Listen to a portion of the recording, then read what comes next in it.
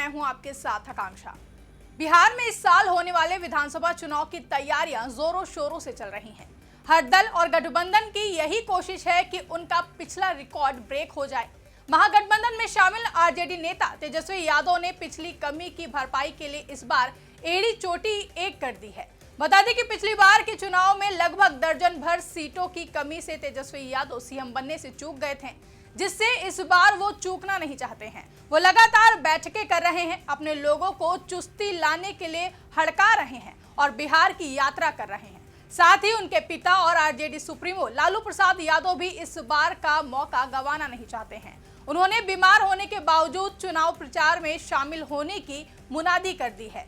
दूसरी ओर एनडीए के नेता सारे गिले शिकवे भुलाकर साल 2010 का रिकॉर्ड एक बार फिर से तोड़ना चाहते हैं, जिसके लिए एनडीए में शामिल सभी दलों की ओर से लगातार चुनावी रैलियों के साथ साथ ही कई जनसभाएं भी की जा रही हैं। इस बीच दोनों ही दलों के बीच में तल्ख बयानबाजी भी देखने को मिल रही है। महागठबंधन में शामिल आरजेडी और एनडीए का हिस्सा भारतीय जनता पार्टी की ओर से लगातार एक दूसरे पर बयानबाजी की जा रही है, जिससे दिन ब दिन प्रदेश का सियासी पारा हाई होता जा रहा है और इसी सियासी टेम्परेचर को बीजेपी की तरफ से आए एक बयान ने और ज्यादा हाई कर दिया है, जिसके बाद आरजेडी और कांग्रेस ने बीजेपी के बयान पर जमकर पलटवार भी किया है।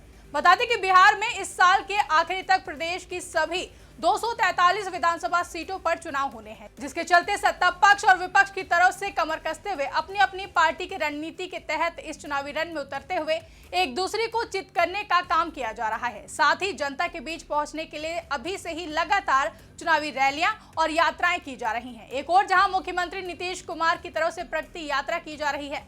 हालांकि इस वक्त सीएम नीतीश कुमार की तबीयत खराब होने की वजह से उनकी प्रगति यात्रा के तीसरे चरण के कार्यक्रम में बदलाव किए गए हैं।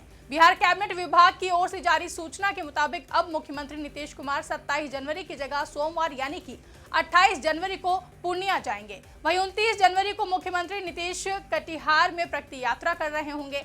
वहीं 30 जनवरी को मुख्यमंत्री नीतीश कुमार की प्रगति यात्रा मधेपुरा में होगी। इस दौरान सीएम नीतीश जिले में चल रही विकास परियोजनाओं की समीक्षा भी करेंगे, साथ ही करोड़ों रुपए की विकास परियोजनाओं की सौगात भी देंगे। तो वहीं दूसरी ओर आरजेडी की तरफ से आरजेडी नेता और बिहार विधानसभा में नेता प्रतिपक्ष तेजस्वी यादव अपनी कार्यकर्ता दर्शन सह संवाद यात्रा के 8वें चरण की शुरुआत करने जा रहे हैं, जो कि 30 जनवरी से सीवान जिले से शुरू होगी। बता दें कि तेजस्वी यादव की इस यात्रा का उद्देश्य कार्यकर्ताओं से सीधे संवाद स्थापित करना और उनकी समस्याओं को समझना है। आरजेडी ने इस यात्रा को लेकर व्यापक तैयारियां भी शुरू कर दी हैं। तो वहीं बीते कल जेडीयू प्रदेश कार्यालय में एनडीए की संयुक्त बैठक हुई है। इसमें एनडीए के सभी दल के प्रदेश अध्यक्ष बैठक में मौजूद रहे। तमाम मीडिया रिपोर्ट्स के मुताबिक इस बैठक में जेडीयू के प्रदेश अध्यक्ष उमेश कुशवाहा, भाजपा के प्रदेश अध्यक्ष दिलीप जायसवाल, एलजेपीआर से राजू तिवारी, हम पार्टी से अनिल कुमार और राष्ट्रीय लोक मोर्चा से मदन चौधरी ने इस बैठक में भाग लिया है। इस दौरान सभी दल के नेताओं ने अपने संबोधन में चट्टानी एकता दिखाई है। साथ ही बैठक में पहुंचे सभी कार्यकर्ताओं और समर्थकों ने अभी से चुनाव की तैयारियां शुरू कर दी हैं और हुंकार भर दी है, जिसके बाद से बीते दिनों एनडीए में टूट के जो कयास लगाए जा रहे थे उस पर एनडीए के घटक दलों के नेताओं ने फिलहाल विराम लगा दिया है। बता दें कि एनडीए कार्यकर्ता सम्मेलन का पहला चरण संपन्न हो चुका है, जिसमें 9 जिले पूरे किए गए हैं और दूसरा चरण आज से शुरू किया गया है। वहीं तीसरे चरण का आगाज 6 फरवरी से लेकर 10 फरवरी तक होगा, जिसके तहत 6 जिलों में एनडीए संयुक्त कार्यकर्ता सम्मेलन करेगा। वहीं एनडीए की संयुक्त बैठक के बाद मीडिया से बात करते हुए बिहार में भाजपा के प्रदेश अध्यक्ष दिलीप जायसवाल ने कहा कि पहले चरण की सफलता से विपक्ष के अंदर घबराहट पैदा हो गई है। दूसरा चरण 27 जनवरी से शुरू होकर 1 फरवरी तक चलेगा। मगध और शाहाबाद मंडल में संयुक्त एनडीए कार्यकर्ता सम्मेलन शुरू होगी। विपक्ष एनडीए की एकता पर लगातार सवाल उठा रहा था। एनडीए में टूट का सपना विपक्ष ने देखा था, लेकिन एनडीए संयुक्त कार्यकर्ता सम्मेलन से विपक्ष का ये सपना टूट गया है। विपक्षी दल 25 सीटें जीतने को भी तरसेंगे। बीजेपी प्रदेश अध्यक्ष यही नहीं रुके, आगे उन्होंने लालू प्रसाद यादव पर निशाना साधा है। दरअसल बिहार की सियासत में अपराध को लेकर हमेशा ही राजनीति गर्म रहती है। सत्ता बदलने के बाद नेता प्रतिपक्ष तेजस्वी यादव जहां लगातार बिहार सरकार पर अपराध को लेकर सवाल खड़े करते रहे हैं, वहीं अब बिहार में बीजेपी के प्रदेश अध्यक्ष दिलीप जायसवाल ने बड़ा बयान देकर राजनीति गरमा दी है। दिलीप जायसवाल ने बड़ा सवाल खड़ा करते हुए लालू प्रसाद यादव के परिवार पर जमकर निशाना साधा और कहा कि लालू परिवार को अगर प्राइज मिले तो वो फादर ऑफ क्राइम होगा। साथ ही दिलीप जायसवाल ने सीएम नीतीश कुमार की सरकार को लेकर कहा कि मुख्यमंत्री नीतीश कुमार के शासन में कानून का राज है, अभी से लेकर चुनाव तक विपक्ष कुछ कहने लायक नहीं है। अफवाहों पर ताला लग गया है और इन लोगों का सपना देखना भी बंद हो गया है। विपक्ष के लोग घिसा पिटा गाना बजा रहे हैं। एक और बीजेपी प्रदेश अध्यक्ष दिलीप जायसवाल ने यह बयान दिया तो वहीं दूसरी ओर उनके इस बयान पर बिहार की राजनीति में भारी उबाल आ गया है। जेडीयू के प्रवक्ता नीरज कुमार ने दिलीप जायसवाल के बयान पर प्रतिक्रिया देते हुए कहा कि सच कड़वा जरूर होता है। माननीय उच्च न्यायालय ने लालू प्रसाद यादव और राबड़ी देवी के राज को जंगल राज कहा था, हम तो आतंक राज कहते थे। तो अगर अपराध के क्षेत्र में विशिष्ट योगदान नहीं बल्कि अति विशिष्ट योगदान के लिए किताब लिखी जाएगी तो इसमें लिखा जाएगा कि लालू प्रसाद यादव इस विशेष पुरस्कार के लिए चयनित होंगे। बीजेपी प्रदेश अध्यक्ष दिलीप जायसवाल के बयान पर जेडीयू प्रवक्ता नीरज कुमार की प्रतिक्रिया आना तो लाजमी है क्योंकि वो एनडीए का हिस्सा हैं। लेकिन बड़ी बात यह है कि बीजेपी प्रदेश अध्यक्ष के लालू प्रसाद यादव को फादर ऑफ क्राइम कहने का जेडीयू ने भी समर्थन किया है। जेडीयू के राष्ट्रीय प्रवक्ता राजीव रंजन ने बिहार में बीजेपी के प्रदेश अध्यक्ष दिलीप जायसवाल के बयान का समर्थन किया है, जिसमें उन्होंने लालू यादव को फादर ऑफ क्राइम बताया था। जेडीयू प्रवक्ता ने कहा कि बहुत ही सही शब्दों का प्रयोग किया गया है। दरअसल 1990 से 2005 का जो ये काला दौर था उसके बारे में सोचकर आज भी रोंगटे खड़े हो जाते हैं। नरसंहारों का दौर, फिरौती के लिए अपहरण, पूंजीपतियों का पलायन और बुद्धिजीवियों का बिहार छोड़ने का फैसला, जिस तरह से बंदूकों की नलियां गाड़ियों से निकली होती थी, ये जो बंदूक संस्कृति थी और बाहुबलियों की समानांतर सरकारें थी, जो भी आपराधिक घटनाएं होती थी उसकी चर्चा पूरी दुनिया में होती थी। बिहार का नाम लेने से लोग डरते थे। वहां से बाहर निकलकर आज बिहार एक संभावनाओं का प्रदेश बना है।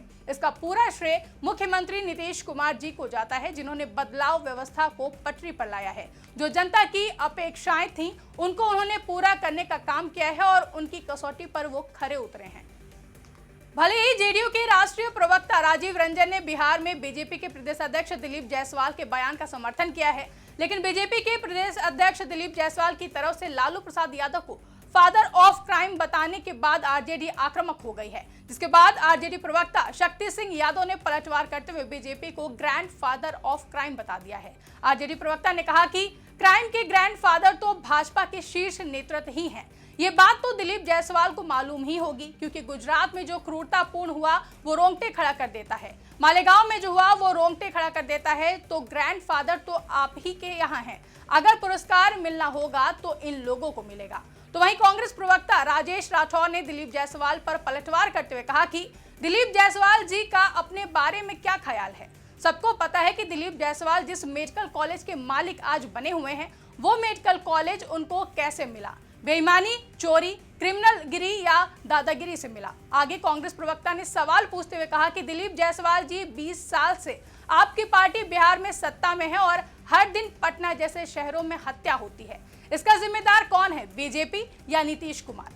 बता दें कि आगामी बिहार विधानसभा चुनाव को लेकर प्रदेश में सियासी सरगर्मियां तेज हैं, जिसके लिए बिहार एनडीए और मुख्यमंत्री नीतीश कुमार की ओर से जहां बिहार में सत्ता पर अपनी पकड़ को और मजबूती देने का काम किया जा रहा है, तो वहीं महागठबंधन के नाम से मशहूर इंडिया गठबंधन ने तेजस्वी यादव को भले सीएम फेस प्रोजेक्ट नहीं किया है, लेकिन पिछली बार जिस तरह उनका नाम सामने आया था उसे स्पष्ट है कि इस बार भी वे ही सीएम फेस हो सकते हैं। कथित तौर पर आरजेडी ने तो अपने स्तर से स्पष्ट कर ही दिया है कि उसकी सहयोगी कांग्रेस अगर पहले की तरह पिछलग्गू बनी रही तो उसकी ओर से भी कोई दिक्कत नहीं होगी। महागठबंधन में आरजेडी सबसे बड़ी पार्टी है। आरजेडी ने पहले ही तेजस्वी यादव को सीएम फेस घोषित कर दिया है, जिसके चलते इस बार के आगामी विधानसभा चुनाव को लेकर आरजेडी नेता तेजस्वी यादव पूरी ताकत के साथ लगे हुए हैं और पिछली बार सीएम बनने में जो चूक हुई थी उसे दोबारा दोहराना नहीं चाहते हैं। और इसी को देखते हुए तेजस्वी यादव लगातार एक्टिव हैं और बीजेपी समेत मुख्यमंत्री नीतीश कुमार को लेकर बयान दे रहे हैं। कभी उन्हें बीजेपी पर सीएम नीतीश को चलाने का आरोप लगाते हुए देखा जाता है, तो कभी सीएम नीतीश कुमार को थका हुआ सीएम कहते हुए देखा जाता है। इन्हीं सब बयानबाजी के बीच अब बिहार में बीजेपी के प्रदेश अध्यक्ष दिलीप जायसवाल की तरफ से लालू प्रसाद यादव को फादर ऑफ क्राइम कहकर एक नया सियासी बवाल खड़ा हो गया है। ऐसे में देखना दिलचस्प होगा कि दिलीप जायसवाल के बयान पर आरजेडी नेता तेजस्वी यादव की तरफ से क्या प्रतिक्रिया सामने आती है। फिलहाल के लिए इस रिपोर्ट में बस इतना ही। इस रिपोर्ट को लेकर आपकी क्या राय है, कमेंट करके हमें जरूर बताएं। साथ ही ऐसी ही तमाम बड़ी खबरों के लिए हमारे YouTube चैनल को सब्सक्राइब करना ना भूलें।